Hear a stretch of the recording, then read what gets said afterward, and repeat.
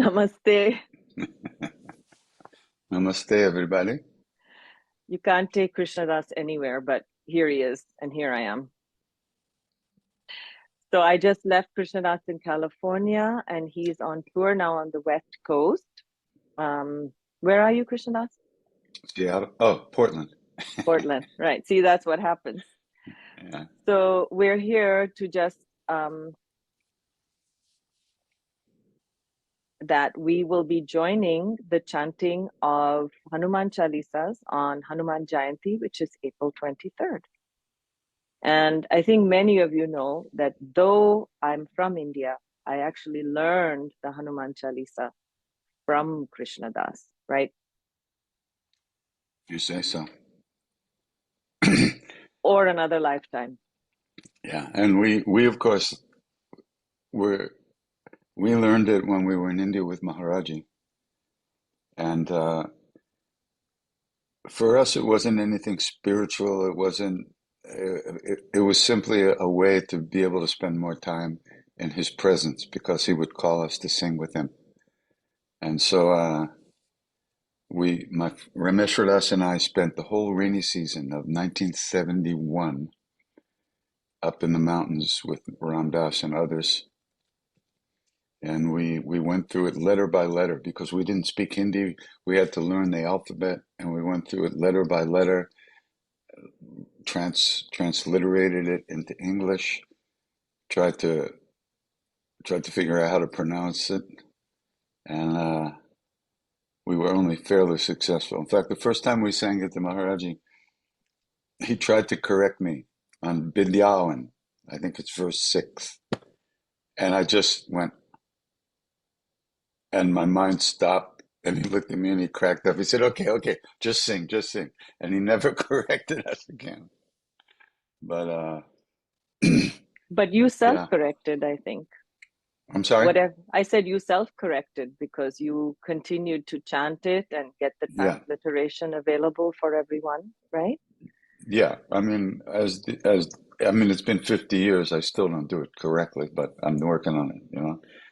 But yeah, I just try to get the pronunciation as close to what it should be to to honor the prayer, actually, because it is in another language, and even though if we don't understand it word by word, we know that we're chanting to Hanuman, to Maharaj-ji, and so we should try the best we can to put my cow asleep. Hold on, go to sleep, Mr. Cow. And I mean, yeah, I think that's the key, right, Krishnadas, is like you said that we keep trying because we continue to do practice. This yeah, is what we're doing. And while, Maharaji may not have explicitly told you to do Hanuman Chalisa, you can tell us about that.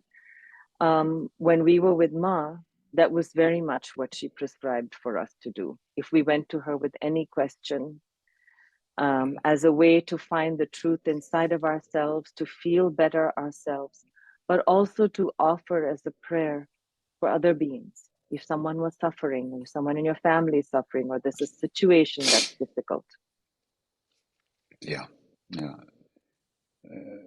Ma was the perfect devotee.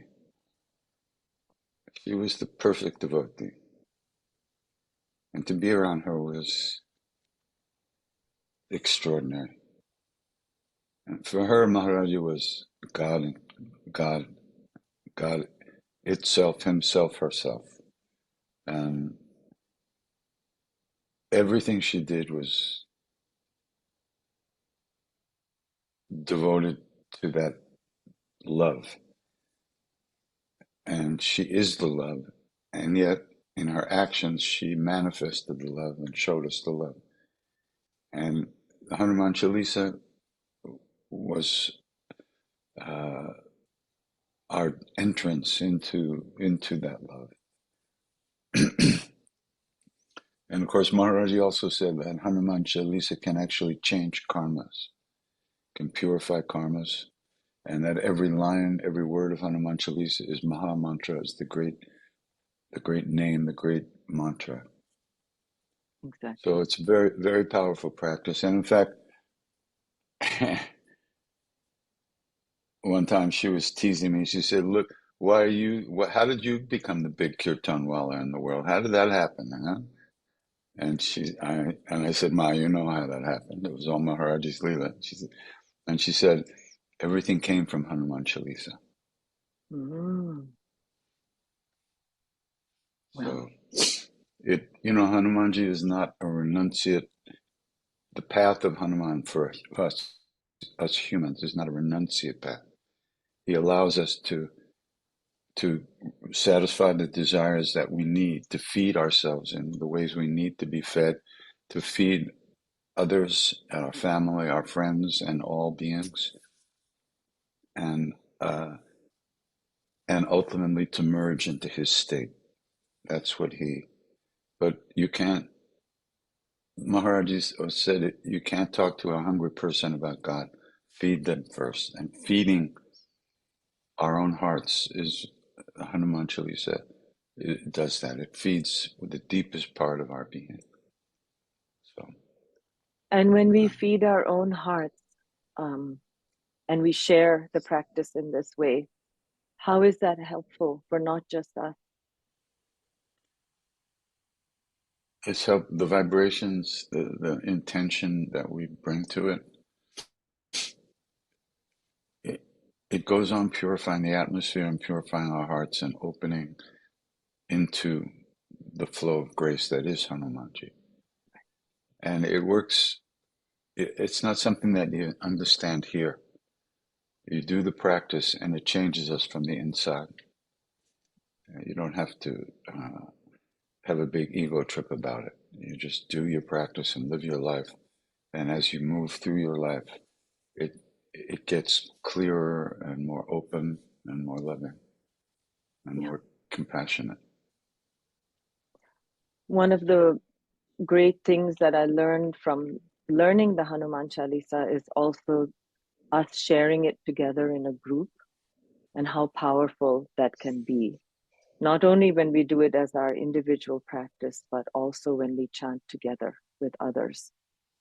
I found that very helpful. So, Go Dharmic is organizing this online event on Hanuman Jayanti on April 23rd. And they have a bunch of people who also feel the potency of this practice who will come together and chant online. You can go to godharmic.com and find out the details, but it is on April 23rd, Hanuman Jayanti, and it starts at 6 a.m. New York time. So please go there, take a look, sign up, and be part of the fundraising efforts for their efforts for bringing comfort and ease to people around the world in difficult situations. Good. Okay. Ram Ram. Ram, Jai Ram, Bajrang Ram. Bali. Hanuman ki jai. Jai.